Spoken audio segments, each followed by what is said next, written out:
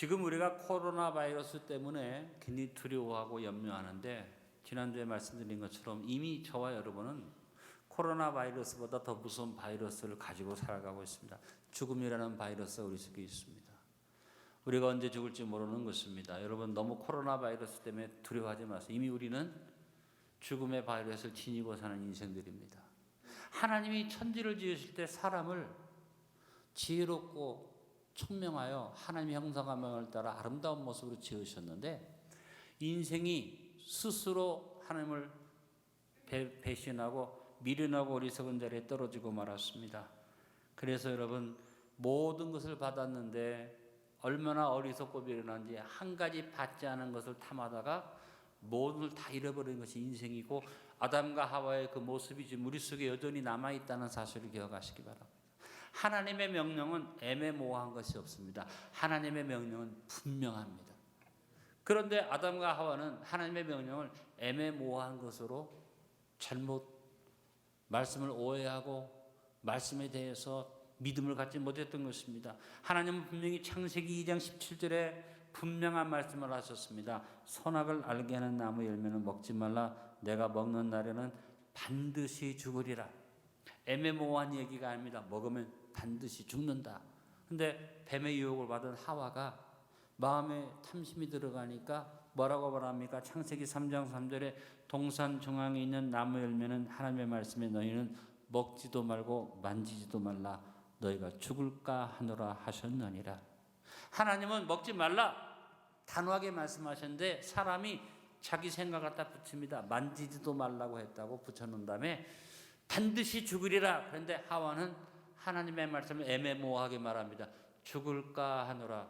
죽을 수도 있고 안 죽을 수도 있다. 애매하게 그가 고백한 것을 봅니다. 여러분 우리도 아담과 하와를 닮은 우리도 자꾸만 하나님 앞에서 이와 같은 어리석은 일이나 미련한 짓을 할 때가 많이 있다는 사실을 기억하시기 바랍니다. 분명히 기억해야 할 것은 하나님은 애매모호한 분이 아니다. 신앙은 애매모호해서는 안 된다. 하나님의 말씀을 분명히 믿고 여러분 확실한 믿음을 가지고 살아가시기를 간절히 바랍니다. 그래서 어리석은 자의 가장 큰 특징은 뭐냐? 애매모호한 삶의 태도를 갖는 것이 어리석은 자인 것입니다. 먼저 은총을 가볍게 여기는 어리석은 자가 되지 맙시다. 오늘 잠언서 22장 1절에서 인생에 있어서 가장 기본적인 중요한 교훈을 주고 있습니다. 그것은 무엇입니까? 많은 재물보다 명예를 택할 것이요 은이나 금보다 은총을 더욱 택할 것이니라. 인생이 구해야 할 가장 중요한 것이 뭐냐? 은총을 구하고 은총을 택하라는 것입니다. 여러분도 이것을 명백히 기억하셔서 썩어지고 더러워지고 세해지는 재물이나 권세나 명예를 자꾸 구하지 말고 하나님의 은총을 구하시기를 바랍니다. 우리가 살고 있는 삶 자체가 은총을 누리며 사는 삶 아닙니까? 하나님을 모르고 하나님을 믿지 않는다고 해서 은총이 없는 게 아닙니다. 하나님 베풀어 주신 은총 속에서 삽니다. 그래서 우리는 항상 어떤 것보다도 이 은총을 누리고 사는 우리가 더 은총을 구해 아버지 앞에 은혜를 구하는 삶을 살아야 할 것입니다. 인간과 인간 사이에서도 마찬가지입니다. 그저 서로 주고받는 물질적인 것이나 아니면 단편적인 도움을 말하지 말고 하나님이 내 옆에 있게 하신 사람이 소중한 겁니다. 그 사람에게 은총을 구하십시오. 나보다 힘 있는 사람한테나 나보다 약한 사람한테나 상대방이 나를 은혜로 은총으로 대할 수 있도록 은총을 구하는 지혜로운 사람이 되어야만 합니다. 내 옆에 하나님 있게 하신 사람을 뱉어내고 배척하고 필요 없다고 말하면 그 사람은 어리석은 사람인 것입니다. 여러분 하나님 앞에 은총을 구하시고 사람 앞에 은총을 구하며 사십시오. 부모님에게 은총을 구하는 것이 지혜로운 일이고 이웃과 친구에게 은총을 구하는 일이 중요한 일이 아닙니까? 여러분이 목에다 힘줄 이유가 없고 교만할 필요가 없습니다. 유다서 1장 21절에 말했습니다. 하나님의 사랑 안에서 자신을 지키며 영생에 이르도록 우리 주 예수 그리스도의 긍휼을 기다려. 네가 영생에 이르도록 주님의 은혜를 구해라. 어떤 은혜입니까? 나를 위해서 준비해 주신 은혜. 눈으로 보지 못하고 귀로도 듣지 못하고 마음으로 생각지 못한 쌓아두신 은혜가 가득 차 있는데 그것을 구하는 삶을 살라는 것입니다. 연약하고 힘이 없는 사람은 상대방한테 은총을 구하죠. 그러나 여러분 힘이 있고 능력이 있어도 은총을 구해야지 됩니다. 내가 권세가 있어요, 힘이 있어요, 능력이 주어졌어요. 그래도 백성들의 은총을 구하고 항상 겸허한 마음으로 은혜를 구하는 마음으로 살아가야지, 내가 권세가 있다고 함부로 행하면 큰 문제가 생기죠. 여러분, 하나님의 은혜를 깨달으시고 감사함으로 항상 예수 그리스도의 긍휼을 영원히도록 구하시고, 삶의 관계에서 누구를 만나든지 여러분보다 못한 사람, 여러분보다 약한 사람, 여러분보다 강하고 힘 있는 사람 가릴 것 없이 항상 겸손하게 은총을 구하는 지혜자로 사시길 간절히 바랍니다. 인류 역사를 보면 절대적 권세를 가진 것 같으나 백성의 은총을 구한 왕은 대접받고 존경받은 걸 봅니다. 그러나 사울왕처럼 은총을 구하는 게 아니라 권세를 부리려고 하고 자기 멋대로 가는 사람은 결국은 왕의 하나님 앞에 버림받고 백성에게 버림받은 것을 봅니다. 우리 서로 어리석음을 깨닫고 겸손하게 은총을 구하며 삽시다. 헛된 물질을 구하거나 명예를 구하거나 권세를 구하지 말고 은총을 구하며 삽시다. 잘 된다고 힘 있다고 권세 잡았다고 여러분 교만하면 안 되고 언제나 겸손하게 은총을 구하는, 그래서 가장 좋은 은총을 구하는 태도가 뭡니까? 불쌍히 여겨 주옵소서, 긍휼히 여겨 주옵소서. 없는 자가 있는 자에게 하는 기도만이 아닙니다. 있는 자도 없고 가난하고 힘든 사람들한테 불쌍히 여겨달라는 마음을 가져야 할 것이고, 권세를 잡은 자는 백성들 앞에 겸손해야지 됩니다. 나를 불쌍히 여겨달라고 기도할 때 그 사람은 하나님 앞에 귀히 여김을 받게 될 줄로 믿습니다. 두 번째, 하나님의 주권 앞에 순복하지 않는 어리석은 자가 되지 맙시다. 오늘 2절은 하나님의 주권을 말씀하고 있습니다. 2절의 말씀이 뭡니까? 가난한 자와 부한 자가 함께 살거니와 그 모두를 지으신 이는 여호와시니라. 이 세상에 다 부자일 수가 없습니다. 다 가난할 수가 없습니다. 다 모든 것이 여유 있을 수가 없습니다. 모든 사람이 다 부족해서 가난하고 헐벗을 수는 없습니다. 섞여 사는 겁니다. 부자도 있고 가난한 자도 있습니다. 그것은 내 힘으로 안 되는 겁니다. 하나님이 지으신 대로 우리는 살아가는 것입니다. 하나님이 천지를 지을 때 다 아름답게 멋있게만 지은 것은 아닙니다. 어떤 것은 좀 모자랄 것도 있고 어떤 것은 좀 부족한 것도 있고, 우리에게 꼭 필요한 것만 지은 것 아니라 우리에게 필요 없는 것도 지은 것들도 있습니다. 여러분, 우리는 흔히 그런 말을 합니다.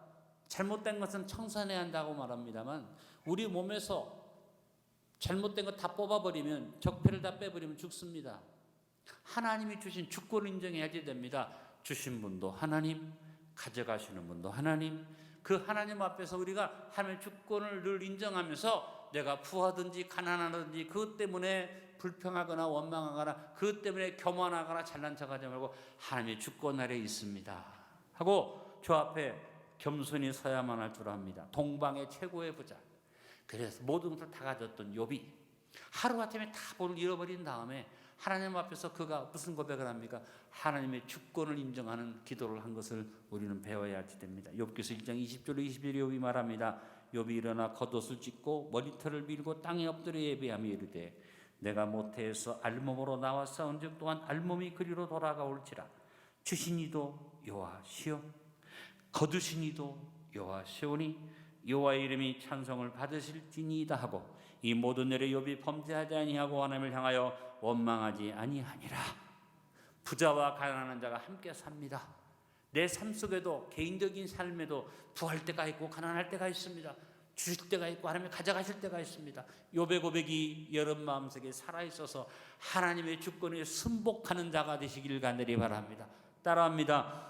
주신 이도 여호와시요 거두신 이도 여호와시오니 여호와 이름이 찬송을 받으실지니이다. 다윗은 시편 31편에서 자기의 삶에 임한 고통을 말하기를 자기는 마치 깨진 그릇처럼 박살이 났다 이런 고백을 합니다. 그러나 그는 거기에 절망하지 않고 하나님의 주권을 향하여 그가 믿음을 고백한 것을 봅니다. 시편 31편 14절로 15절 여호와여 그러하여도 나는 주께 의지하고 말하기를 주는데 하나님이시라 하였나이다. 나의 앞날이 주의 손에 있사오니 내 원수들과 나를 핍박하는 자들의 손에서 나를 건져주소서. 박살이 났는데 그는 절망하지 않고 하나님 주권을 인정합니다. 내 앞날이 주님 손에 있습니다.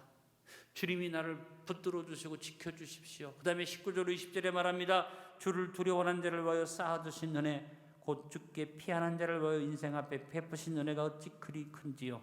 주께서 그들을 주의 은밀한 곳에 숨기사 사람의 꾀에서 벗어나게 하시고 비밀이 장막에 감추사 말다툼에서 면하게 하시리이다. 다윗이 요백한 것은 그겁니다. 하나님의 주권으로 쌓아두신 은혜가 있기에 하나님 주권에 순복하면 그것이 자기 것이 될 것이라는 믿음을 가졌습니다. 여러분, 저하고 여러분을 같이 살아가는데 하나님이 저에게, 여러분에게 베풀 쌓아두신 은혜를 저에게 주신 부분이 있어서 여러분이 저를 담임 목사로 여기고 믿음 생활하면서 여러분이 생각하는 것보다 하나님께서 저를 통해서 위로도 해주시고 말씀에 힘도 주시고 은혜도 주시고 축복도 주실 줄로 압니다. 또 여러분에게 하나님께서 쌓아두신 은혜를 여러분에게 채워주셔서 이 배목사가 이 교회를 목회하며 살아가는 동안에 여러분을 통해서 제가 많은 쌓아둔 은혜를 얻을 수 있는 것입니다.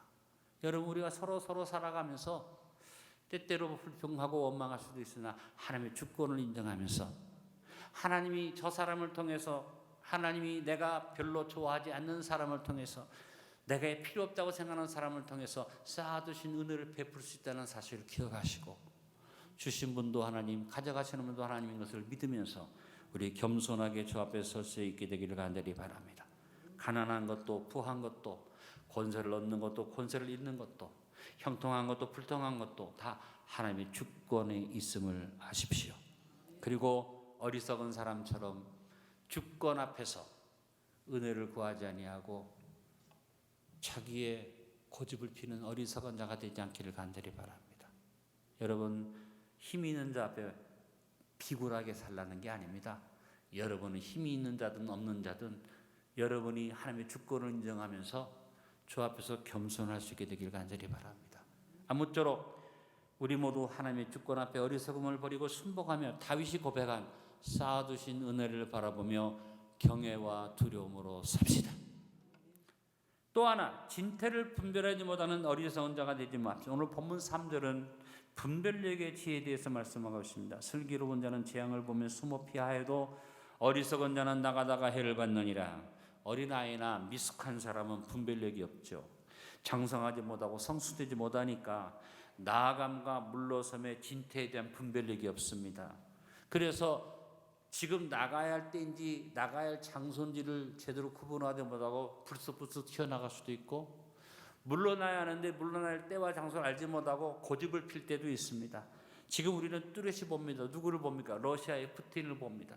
그가 일으키지 않아야 할 전쟁을 좀 일으켰죠. 똑같은 모습이 북한의 김정은이죠. 지금 미국과 대응하겠다고 미사일을 자꾸 쏴대는데 결국은 자기가 멸망의 길로 스스로 들어서는 일이 되고 맙니다. 이것을 훤히 알 텐데도 그렇지 아니하는 어리석은 길을 가고 있습니다. 여러분, 장성하고 성숙한 사람은 분별력이 살아있습니다. 히브리서 5장 14절에 말합니다. 단단한 음식은 장성한 자의 것이나 그들은 지각을 사용함으로 연단을 받아 선악을 분별하는 자들이니라. 다시 한번 말합니다. 우리가 살아가면서 나서야 할 때가 있고 자리가 있고 물러서야 할 때와 자리가 있는데, 어리석고 미련한 사람은 진태를 분별하지 못하고 고집을 피고 자기의 권리를 주장하는 것입니다. 푸틴 한 사람이 잘못 판단하니까 어떤 결과가 왔습니까? 너무나 많은 사람이 지금 피를 흘리고 고통을 당하고 신음하고 있지 않습니까? 저하고 여러분이 기도해야 할 것은, 하나님, 김정은이가 진태를 알지 못하는 분별을 잃어버리고 함부로 나대지 않게 해주시고, 미사일을 쏴대고 나대는 저것이 저기서 그쳐지게 하시고 더 이상 진전되지 아니하도록 막아주시옵소서. 그리고 우리 대한민국도 하나님이 주권을 세우셨을 때 주권을 이제 물러나는 자와 주권을 이어받는 자가 진태를 잘 알아야지 돼요. 내가 가진 권세를 부릴 때가 있고 자존심 상해서 양보할 때가 있고, 내가 지금 모든 걸 다 가져서 다 누릴 수 있으나 밀어붙이고 마음대로 할 때가 있고 조금은 참고 기다릴 때가 있는데, 이것을 분별하지 못하면 자기도 불행하고 우리 자신, 국민, 백성도 불행합니다. 기도합시다. 물러가는 대통령이 진태를 분명히 알아서 지혜롭기를 기도하고, 새로 취임하는 대통령이 진태를 잘 분별해서 겸손한 모습으로 이 나라를 이끌어갈 수 있기를 기도합시다. 여러분, 초대 수리아의 안디옥 교회를 본받는 우리 포항 안디옥 교회가 되기를 바랍니다. 수리아의 안디옥 교회는 진퇴를 분별하는 지혜가 있는 교회였어요. 사도행전 13장 2절로 3절에 말씀합니다. 주를 섬겨 금식할 때에 성령이 이르시되 내가 불러 시키는 일을 위하여 바나바와 사울을 따로 세우라 하시니 이에 금식하며 기도하고 두 사람에게 안수하여 보내니라. 안디옥 교회는 어떤 일을 행하기 전에 하나님 앞에 금식하며 기도했어요. 하나님이 이렇게 해라 하고 명령하셨는데 다시 한번 진퇴에 대해서 여쭈어보고 금식하며 기도했어요. 우리 안디옥 교회도 그런 교회가 되기를 간절히 바랍니다. 미련하고 어리석어서 우리 생각대로 하지 아니하고 금식하며 기도하고 여쭤본 다음에 하나님이 우리에게 시키는 일도 다시 한번 점검해서 금식하며 기도하고 하나님의 뜻을 따라 행하는 복된 걸음 되기를 바랍니다.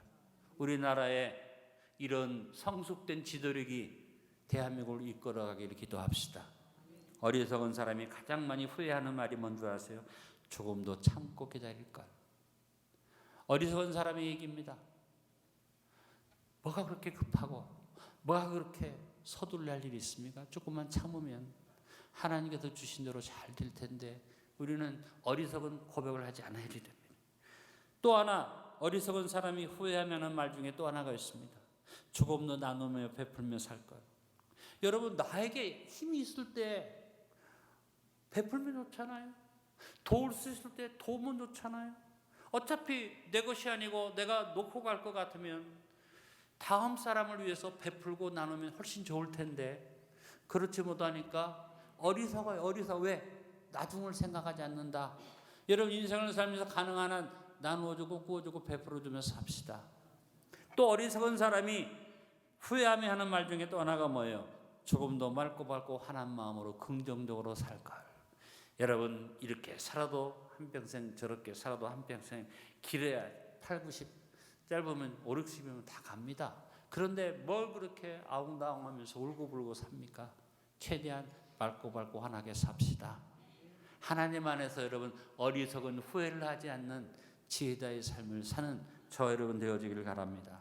진퇴를 잘 분별함으로 어리석음을 버리고 후회 없는 삶을 삽시다. 또 하나, 겸손과 경외를 잃고 패역의 길을 가는 어리석은 자가 되지 맙시다. 오늘 본문 4절로 5절은 패역에 대해서 말씀하고 있습니다. 겸손과 여호와를 경외함의 보상은 재물과 영광과 생명이니라. 패역한 자의 길에는 가시와 올무가 있거니와 영혼을 지키는 자는 이를 멀리 하느니라. 패역이라는 말은 구부러지고 어긋났다는 의미의 말입니다.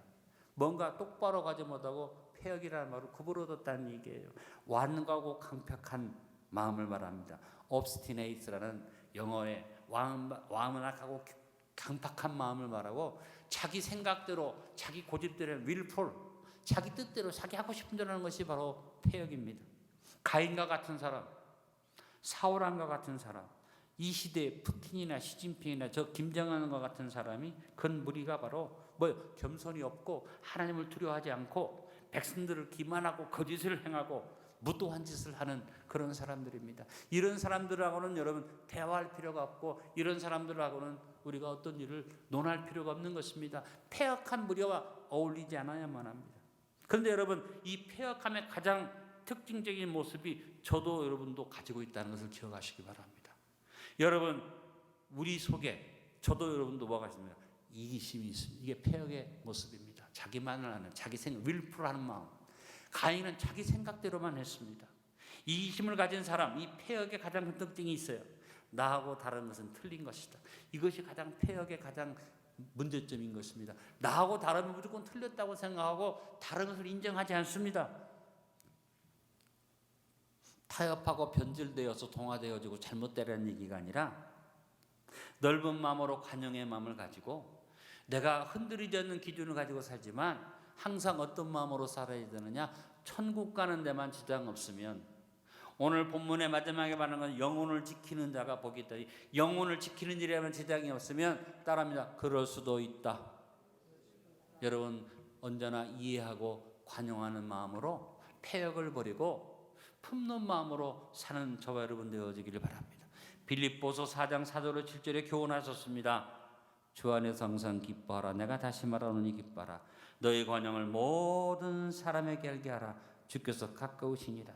아무것도 염려하지 말고 다만 모든 일에 기도와 간구로 너희 구할 것을 감사함으로 하는 게 아뢰라. 그러면 모든 지각이 뛰어난 함의 평강이 그리스도 예수 안에서 너희 마음과 생각을 지키시리라. 아까도 말했습니다. 우리 영혼을 지키고 천국 가는 데 지장이 없으면 관용하고 용서하고 덮어주며 삽시다. 분을 품고 노하고 안갚음과 보복을 하려는 마음이 우리 사회 속에서 물러가야 하는데 여전히 우리 사회 속에 어떤 것이 있습니까?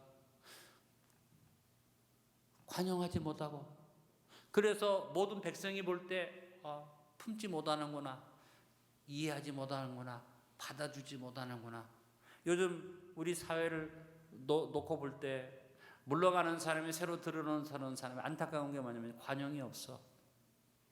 여러분 품어주고 이해해주고, 내가 놓고 나가는 거 그냥 양보해서 새로운 사람한테 힘있게 밀어주고, 새롭게 되는 사람은 이제 그만두는 사람을 배려해주고, 이런 마음이 있어야 하는데 지금 너무나 우리나라가 새로운 출발하는 시점에 양쪽 다 관용이 없다. 그래서 참 아름답지 못한 모습을 보면서 대한민국의 미래를 놓고 안타까운 마음이 있습니다. 이기심으로 구부러진 어리석은 패역을 버리고 순리를 따라 유연하게 지혜자의 삶을 삽시다. 오늘 말씀의 결론을 맺습니다. 어리석고 미련한 자의 삶의 자세를 버리고 더 나은 내일을 향해 지혜롭게 삽시다. 어리석은 자가 되지 맙시다. 은총을 가볍게 여기는 어리석은 자가 되지 맙시다. 하나님의 주권 앞에 순복하지 않는 어리석은 자가 되지 맙시다. 진퇴를 분별하지 못하는 어리석은 자가 되지 맙시다. 겸손과 경외를 잃고 패역의 길을 가는 어리석은 자가 되지 맙시다.